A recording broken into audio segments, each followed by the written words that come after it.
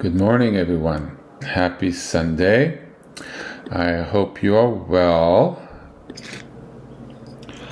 So, why don't we center ourselves? So, when I go to center myself, I put the fingertips together, like I've mentioned previously. That immediately connects the left side and the right side of the body, and the left side and the right side of the mind.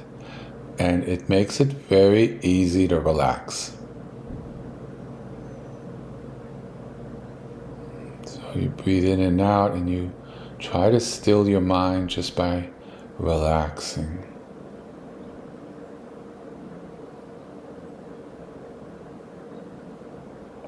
When we relax our minds, it leaves room or space for wisdom to arise, space to absorb, space to contemplate, space to connect.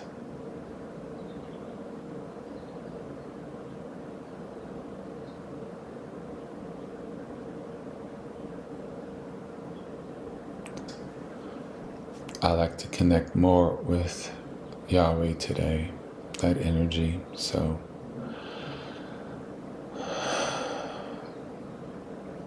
Yahweh has a lot of wisdom, guidance. Yahweh, Yahweh, Yahweh, Yahweh, Yahweh, Yahweh.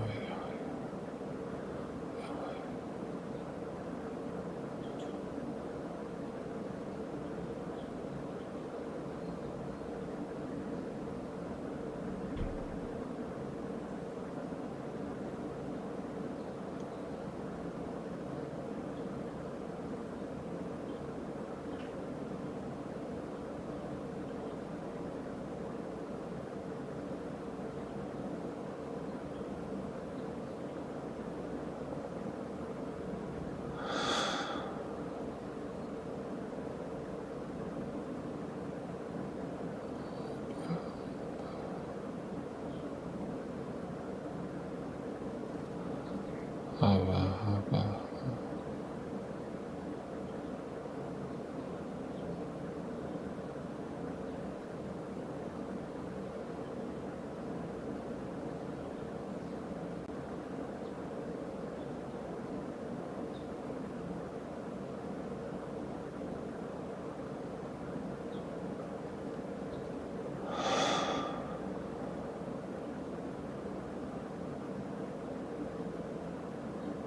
Okay. So just because I go silent doesn't mean that I'm not uttering it within me. So when we have that space, if it's a day that you feel to, just say it inside for you or outside, right? So Yahweh, Yahweh, Yahweh, Abba, Abba, Abba. It's good not to say too fast, right? Right? So, it's important not to say too fast. It's not the number of repetitions. It's the connection that you form with the name. There's no counting here, okay? Numbers don't matter. It's the connection that you form. And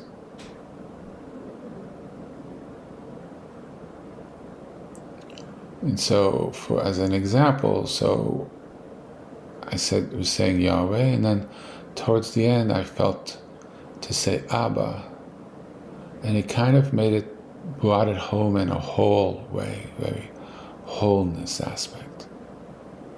And then the last couple I felt to say Yahweh, and then I felt very centered, calm,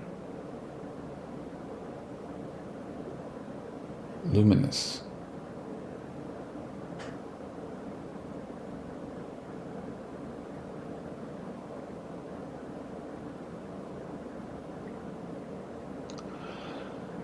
So I think it's a very auspicious time now, since we are in the heart of winter,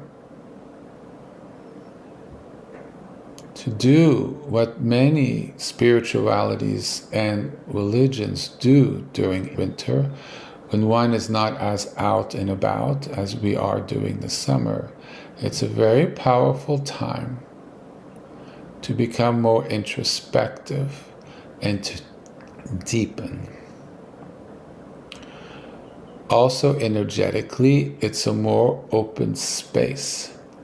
The sun, well, as energetic beings, we are influenced by the sun and moons. The sun is lower on the horizon. There's less of that solar energy that heightens us, that makes things more intense. It's more spacious and open during winter. Seasons are less hot. They're cooler. We want to stay inside. We're calmer. We're not running around like chickens without a head, going to the beach, going to the mountains, doing all these things. Right? Going to Europe for summer vacation, kids out of school, right? All that stuff that happens. So we become calmer.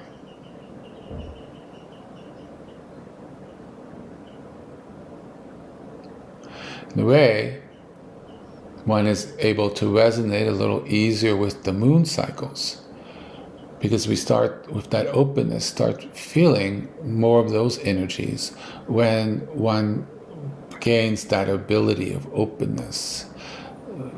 Full moon is very cleansing and has a lot of wisdom, and we could clear things that hold us back. So it's in many yogic and other indigenous religions all speak to that.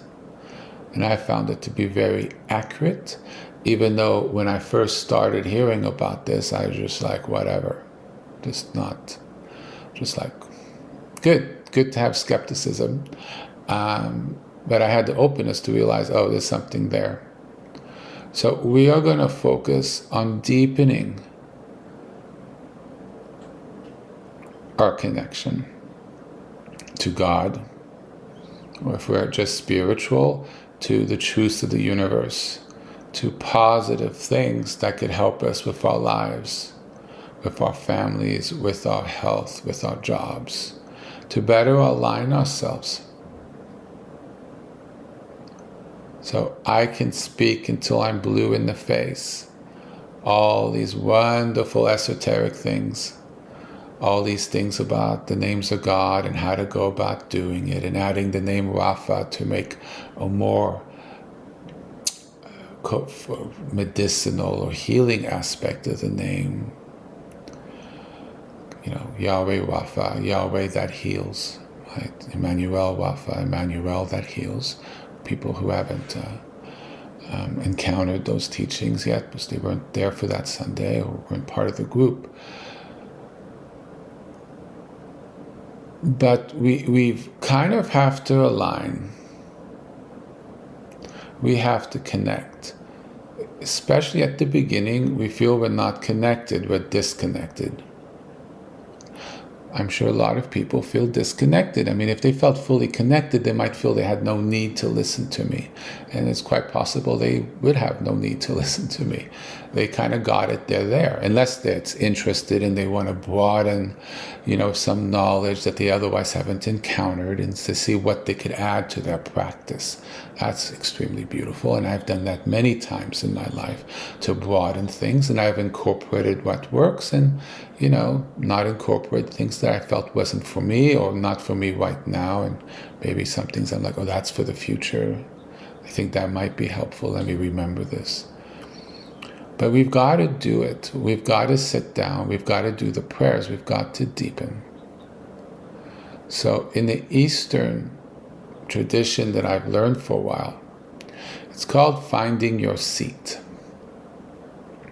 So if you were in front of me, I would have my palm held out and literally the other palm on top, kind of perpendicular, so you could see it very straight up.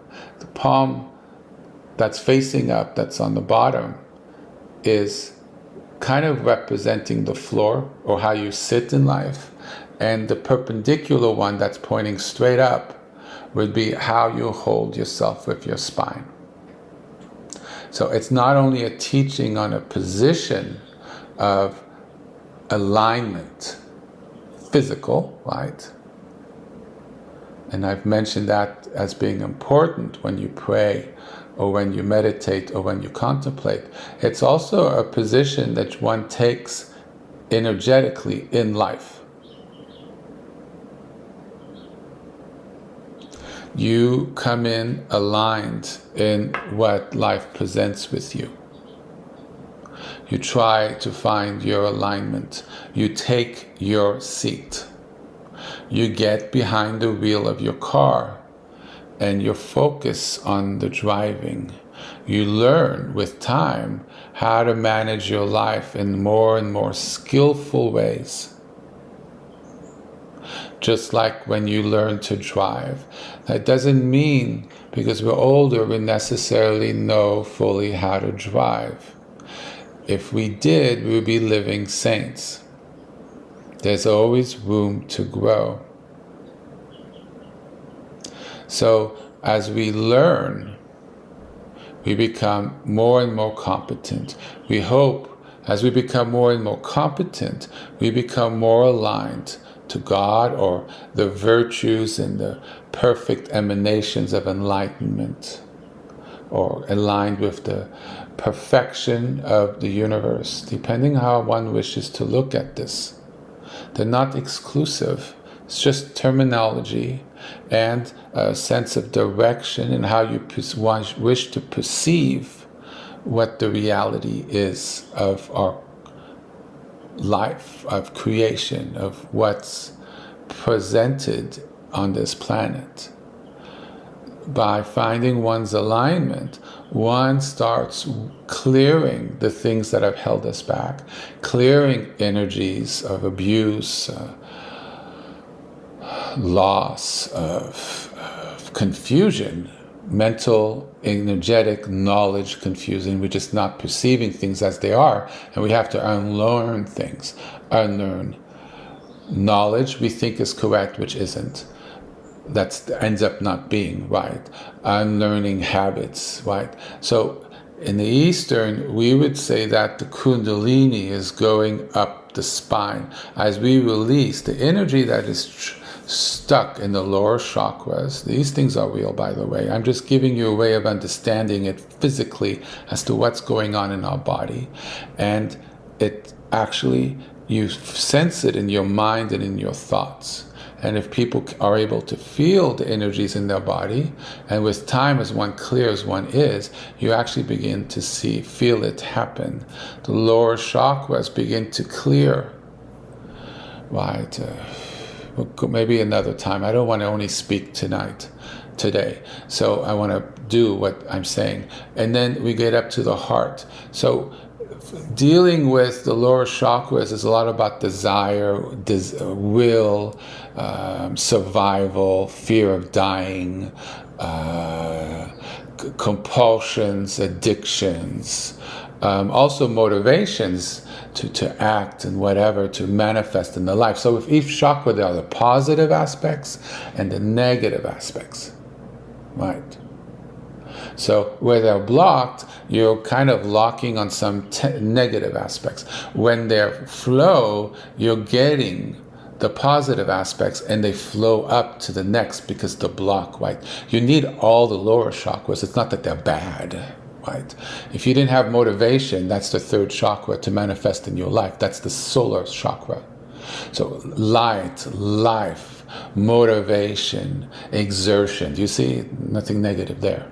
So in first one is you're alive, you're manifesting, it's creation, it's power of the energy of manifesting. If you were weak, you could be very sick and deathly, you see. So then the trick, quote unquote, is to do the leap from living somewhere in the lower chakras to when you start living in the heart. That's the big move. The diaphragm kind of marks that barrier, that the energy has now started to pool more in the heart and above. So you being led by truthfulness, by compassion, by an understanding of other people. It's not only about you. See, people could live at the third chakra and it's only about them, what they need, what they want, material gains, money, and that motivates everything in their life and nothing else matters, right? So the heart, and that's why a lot of religions speak to the heart of compassion, heart of God. Divinity lives in our heart. Our soul lives in our heart center, right? The heart, with the center of where the rib cages come up, right? The physical heart's not to the left. It's right in the center of your body. It's the core of your body. Okay. Then you go up to the throat, which is able to speak your truth, able to manifest your truth. You're not blocked. You're able to say yes, no, in how it is, but you've also gone through your heart. So it's not an egotistical aspect. It's what is with wisdom. Wisdom's the third eye between the two eyes. There you catch into higher wisdoms, divine wisdom, wisdom that's beyond the brain. So brain is great for 1 + 1 = 2. Well, wisdom does 1 + 10 = 30. Won't make sense to people who are all in their mind, but if they hear it, what the outcome is, they'll be like, oh my God, that's brilliant. And you'll be like, I'm sorry, isn't that just obvious? You're able to tap into something that's greater what we otherwise can do. The third eye is directly linked to the crown chakra on the top of the head.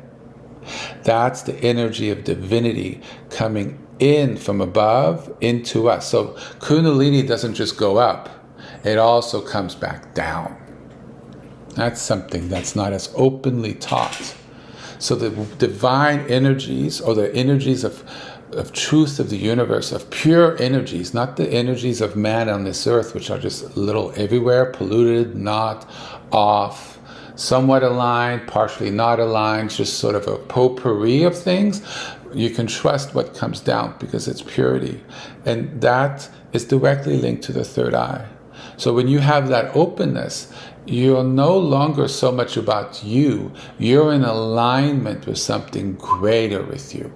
So when you hear the saints, they're speaking to God, they commune with God, or people have prayed, and I'm like, you know what, I got inspiration. And with time, they grow to trust that inspiration, because as they test it, they realize, you know what, actually, this feels trustworthy. It has been trustworthy.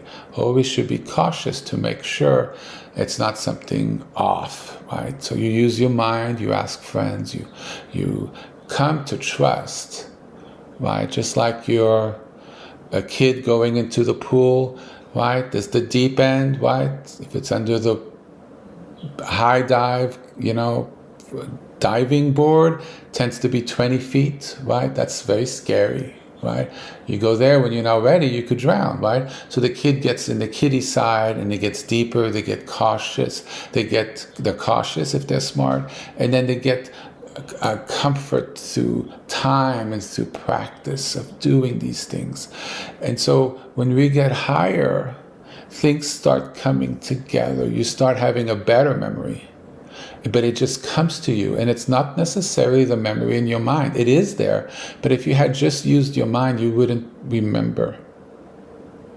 You start tapping into something of alignment that exists in our body, but we've sort of lost it. We never knew that it existed. Well, now you all know it exists, right? We don't know how to go about aligning ourselves with it many different ways, some of which I have not even begun to discuss, or may never discuss, because maybe it's not the right format, or I've found easier ways to go about it, or different ways.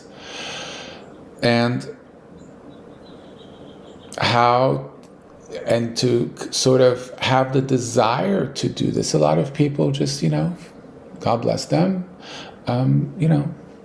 this very happy as they are. If you're listening to me, chances are you're looking for something, or you wish to broaden your knowledge for things you haven't studied that is so legit, and maybe incorporate things or find how there are things that help you grow, right?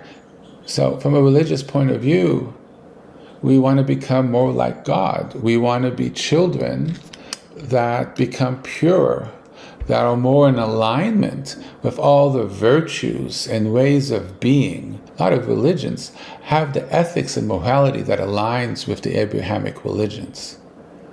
And it's the exact same thing. Why? Because they're truths of our reality.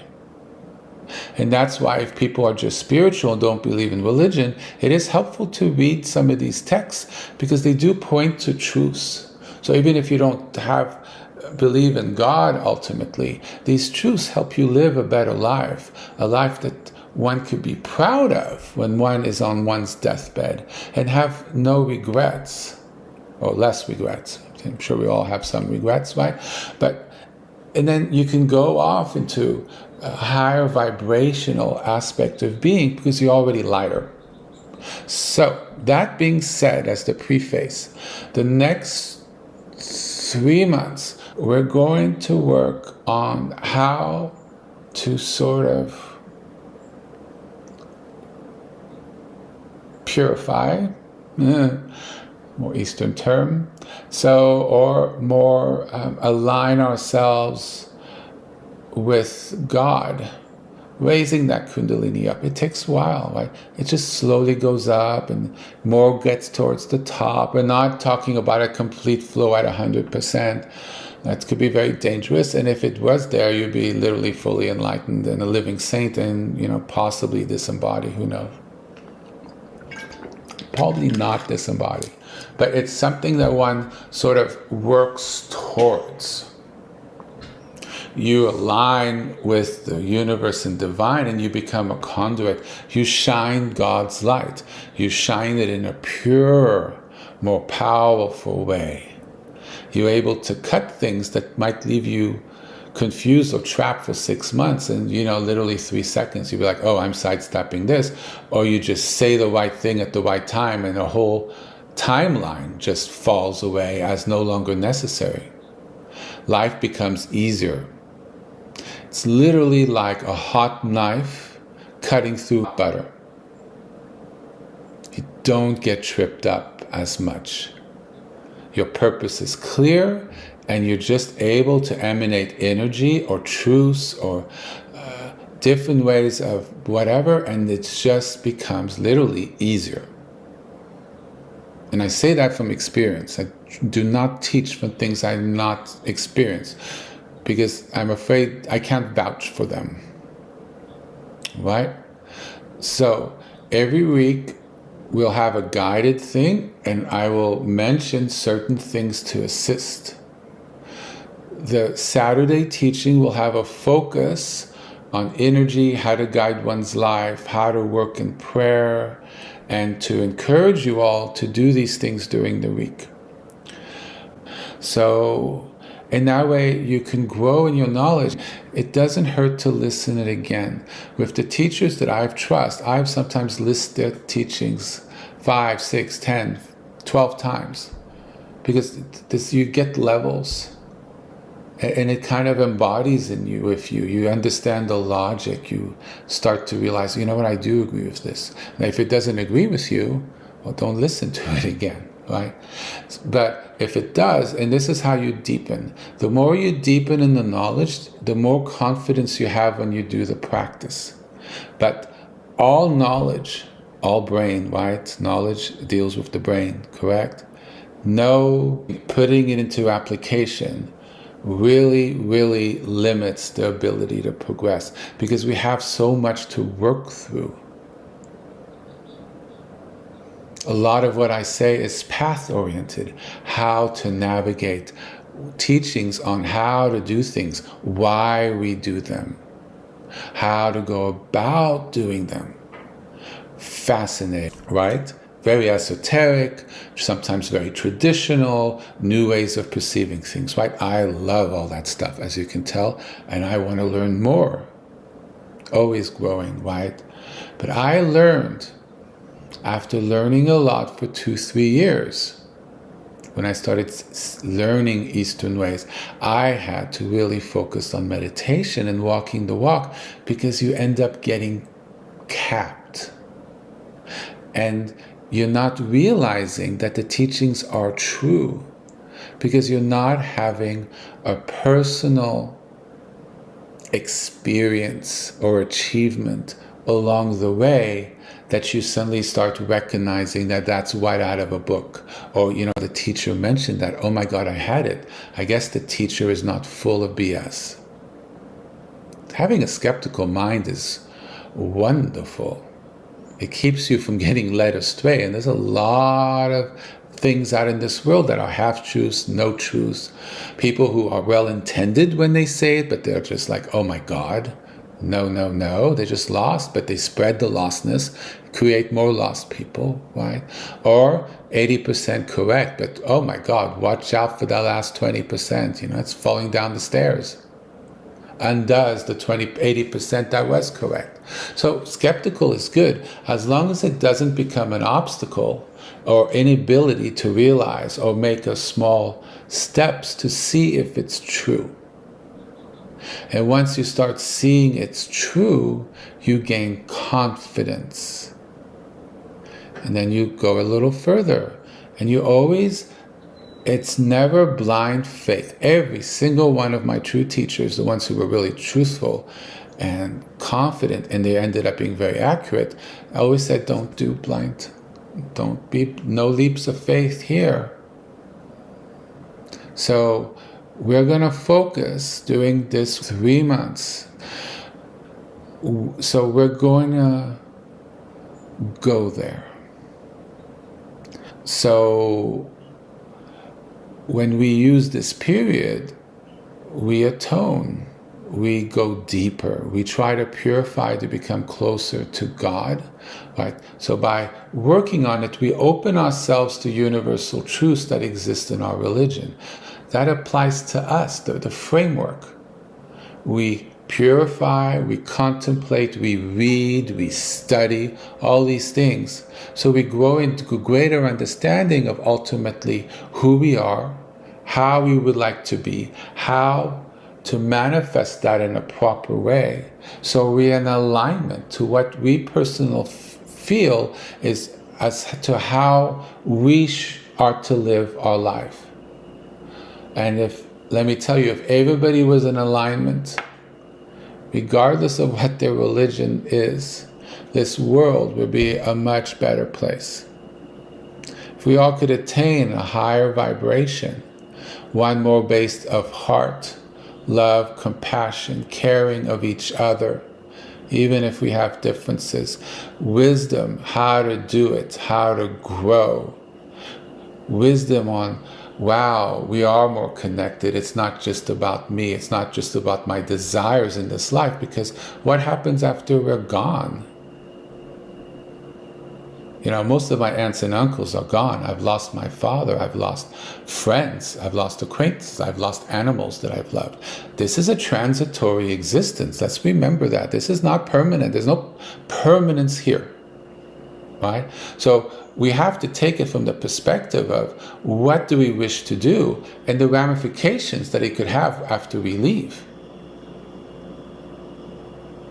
So let's work on this. And I want you to start experiencing.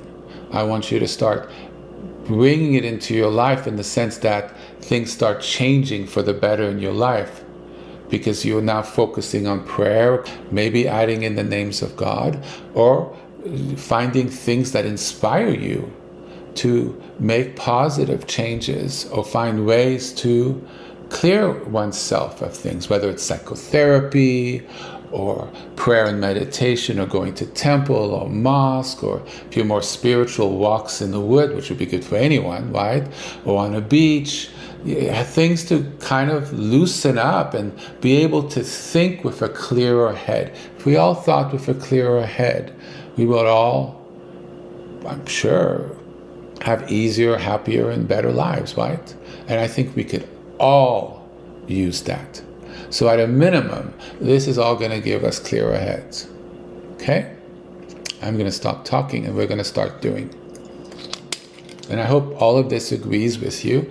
This is clearly a next phase in the teachings.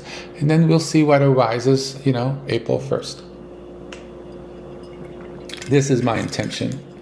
It came to me a couple days before the New Year's. And we confirmed it a couple days ago when anything that I came to talk about actually was what I said now. So this is where we are. And I hope you make that commitment and intention really to yourself. You're doing this for yourself, for your life, for your family, right? And I hope you bring it into your week like I've been encouraging you, but maybe make a special intention that for this period of 90 days, you make that sort of commitment to spend at least 3 or 4 times a week, if not daily, to spend a little time, to do a prayer, light some incense, light a candle, just stand still and feel the presence. Or if you feel called, do the names of God, or do the traditional prayers, or do something that you feel called to that feel is healthy spiritually, physically, mentally, that makes you, at the end of which, you feel lighter and you feel like I could better deal with my day, I'm progressing and getting better in life. Ultimately, that's our goal, isn't it? So, we are gonna, I request, please use the name of God that you feel closest to here, if you're using one. It could change with time, like I've mentioned, or like with me, it started with Yahweh, there was a little Abba, and then it kind of finished with a couple Yahwehs. But then, wow, luminous, clear, very open, right? I've been doing it for a while, right? So, which name do you feel called to do? And I wish you to deepen with that name during this 90-day period. You've been doing a lot of names. I think people have a sense where's home base, right? If you're not sure yet, then feel free to investigate some more. The main names are on a PDF on my website. I've given a lot of suggestions.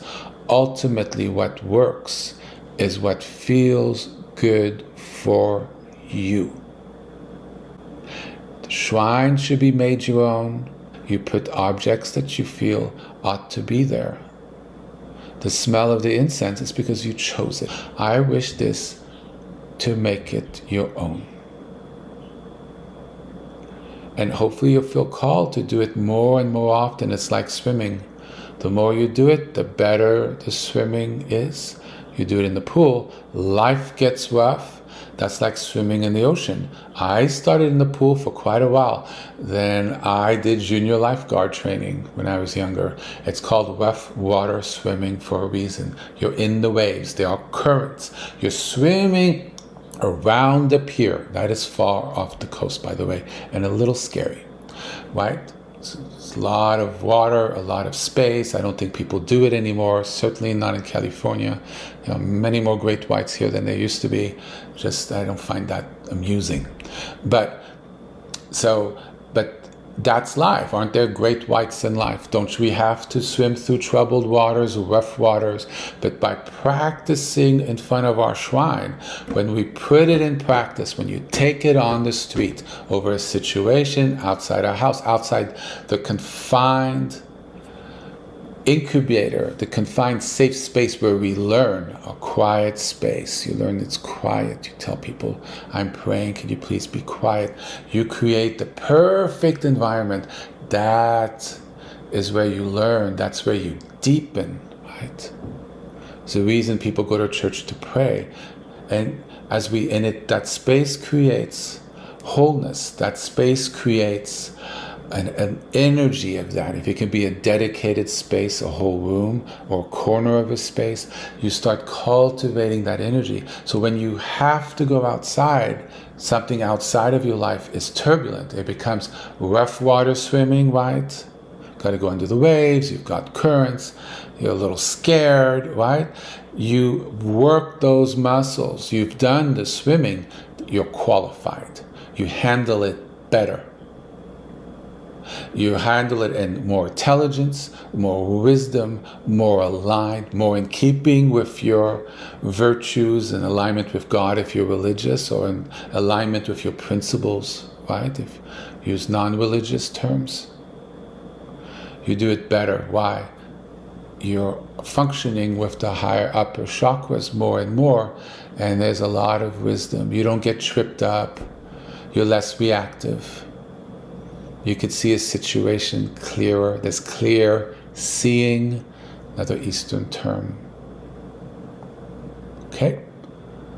I hope I've kind of shown why it's important to do this. I am committing myself to do it during the week in a more traditional way.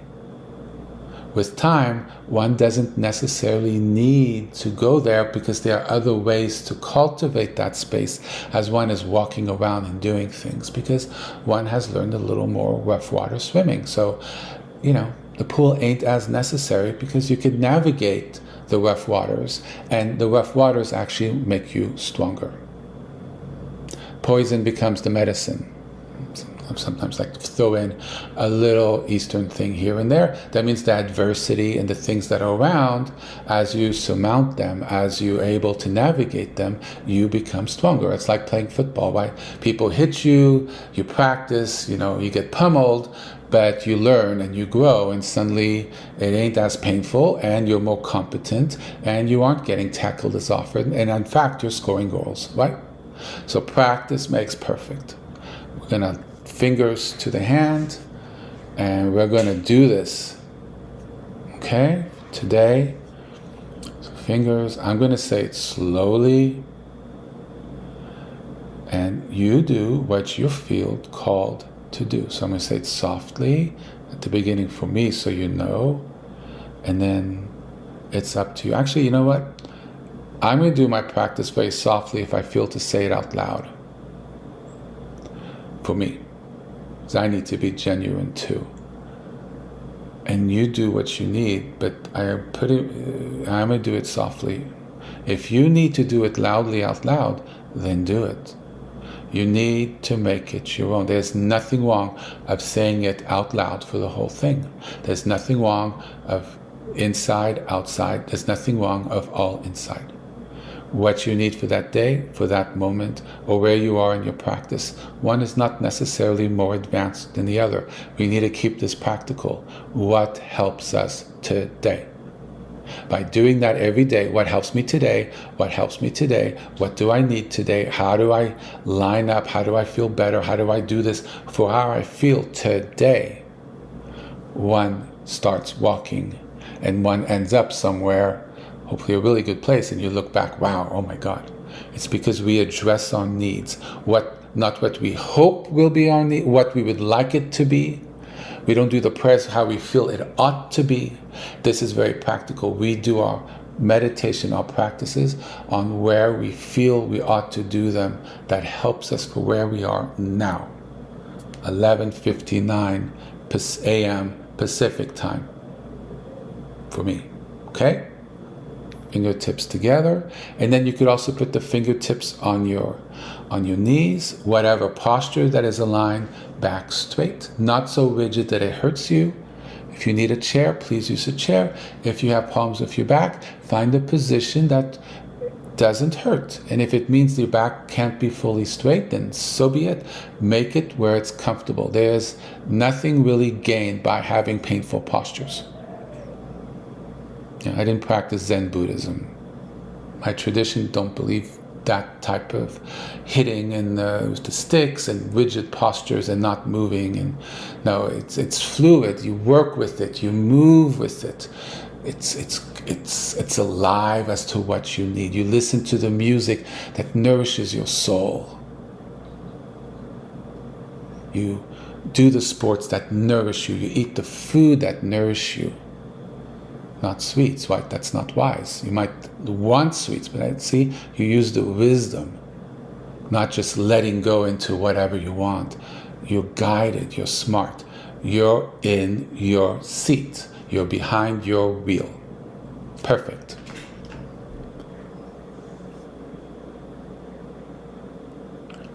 All right, Let's begin.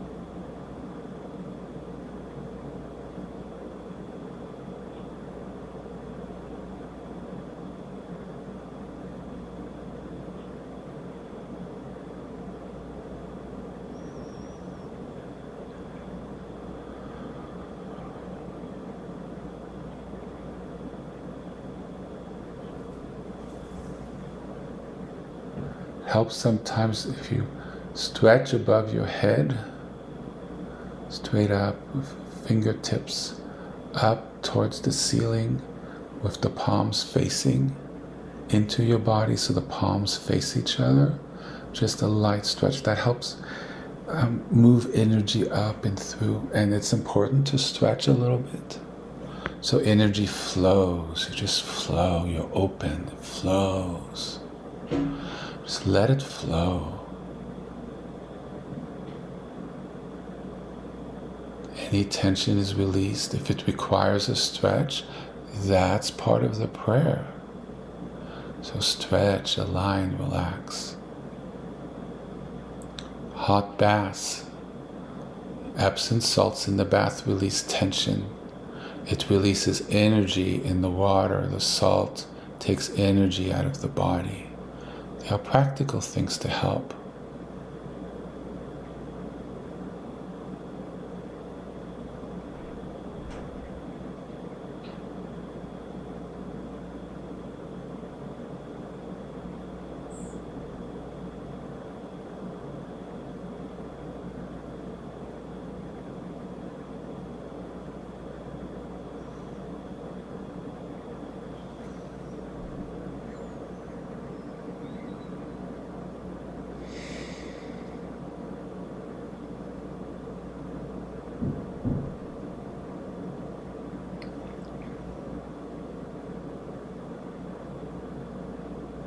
It's okay also to bow, to pray. The back doesn't always have to be straight. So you can also put your hands together in a traditional prayer. You can bow your head. There's a lot of devotion here if you're religious. It's very important to find a devotion to God if you're religious. This is devotion. It's powerful path. So make it vibrant and increase your relationship with God. Sometimes when I was learning, I was completely prostrate on the ground. Complete release of oneself. It also releases a lot of energy, a lot of ego. It opens one up. So the devotion and it's so important. So any posture works. But don't indulge too much into postures that are not optimal. But bowing, I would say, is an optimal posture if it's comfortable. So, in a way, after 9 months, the training wheels are off. Now, it's really, ride that bike. Go somewhere. Grow in your competence.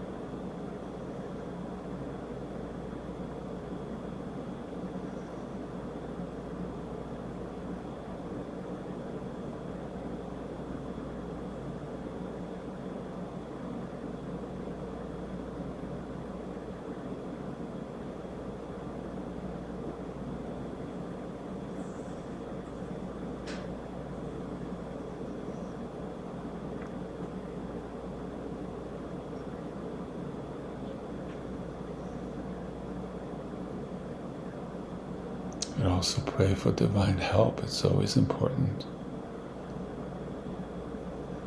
God's guidance, prayer, presence. Pray to God to help us align ourselves with Him.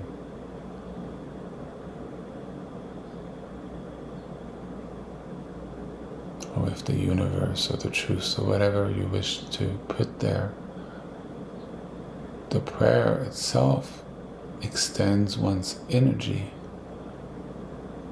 to what one wishes, because one creates the intention and hope, and that's an extension of energy. It rises the energy to that if it's a high, correct intention, and that opens ourselves to blessings and to progress faster. So we pray that for the reasons we're doing this, may what we wish to see come from this come about. It's so important to have the intention in our heart, if only to deepen whatever it is. If it's a proper, correct intention, it's okay to pray or to wish. It's an extension of hope. And that means we're open to receive that change or that bounty or whatever it is. It also means it's extension outwards of that. So it's important when we don't feel we have it in us, or we're not at the level, at the time to have it come from within, you pray outwards for it. Prayer is so essential. Because God is both within and without. The universe is found within.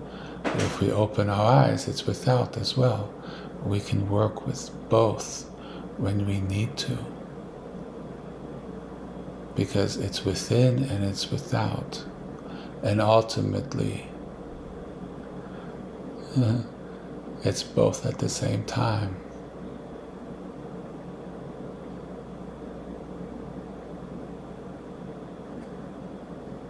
It's important to engage, to show up.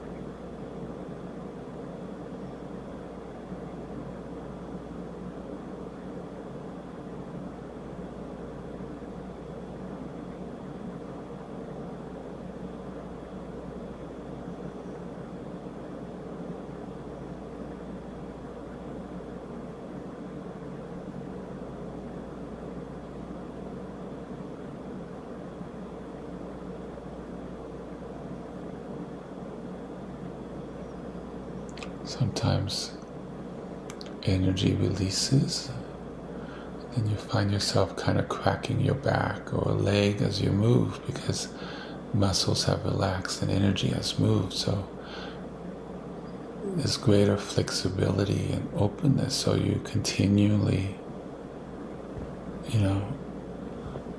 sometimes, you need to move, to open things that were once locked, inaccessible. In one's flexibility, and ultimately it translates to spiritual and religious attainment.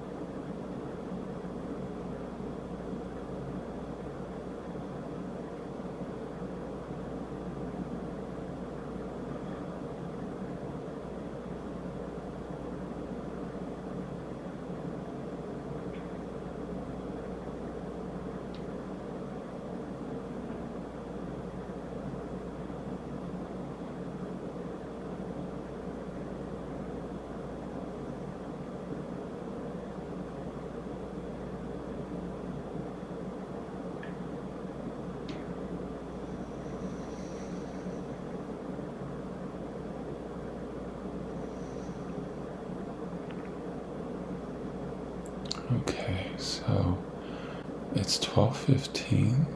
So if the people are in the sweet spot, as I call it, and they want to go further, then they're invited to disconnect from the call. It will be on my website or on YouTube. So after you finish, or in the next couple of days, you could listen to the part that you missed. Right?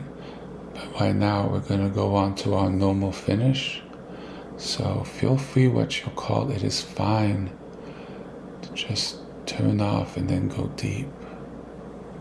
Grow, learn, develop important skills, connect deeper with God or the universe or everything that is pure and real. Okay. So when we pray together, let me grab a little iced tea here. It's important to have a glass of water next to you, or a little iced tea if you tend to nod off or you're sleepy.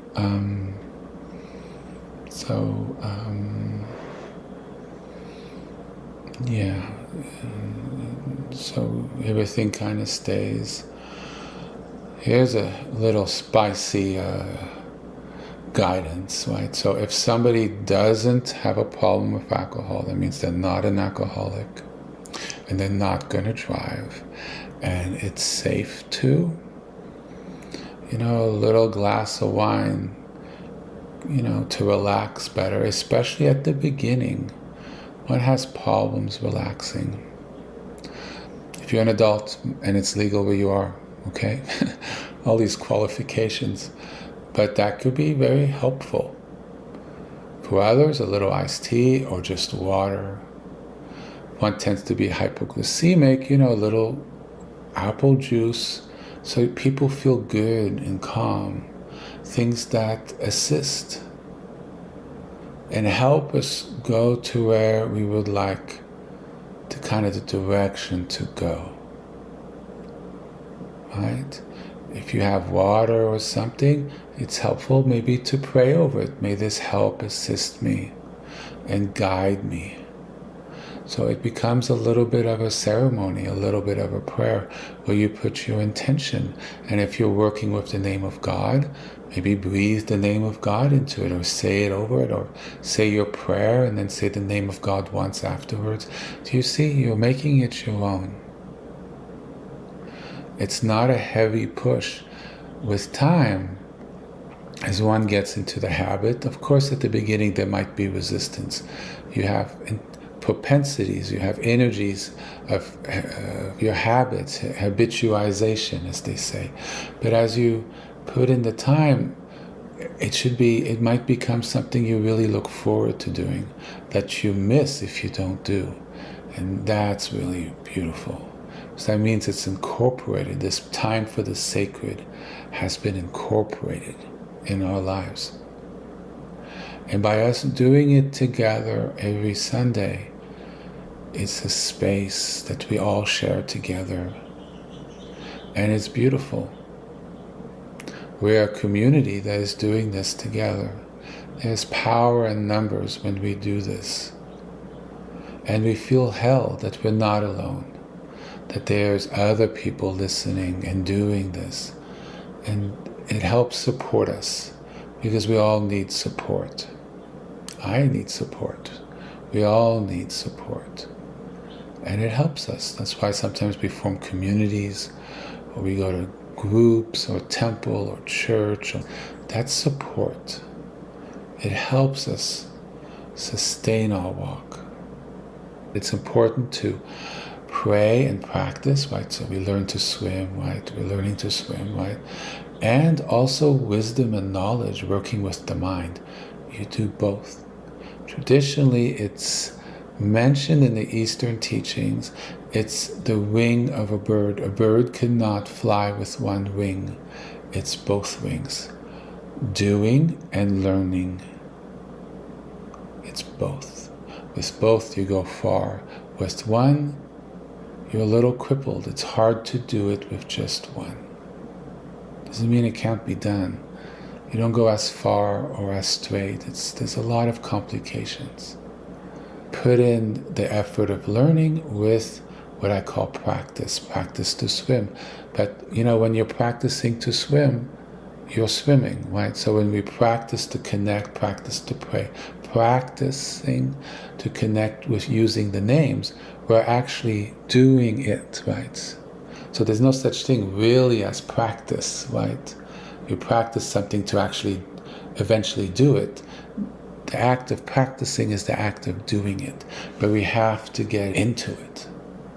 And the more we do it, the easier it is, the more competent we become, and the greater faith we develop in what we're doing, and therefore the greater the chance that we continue doing it, because it's been providing bounty, it's been providing realization, it's been providing changes that we've been speaking.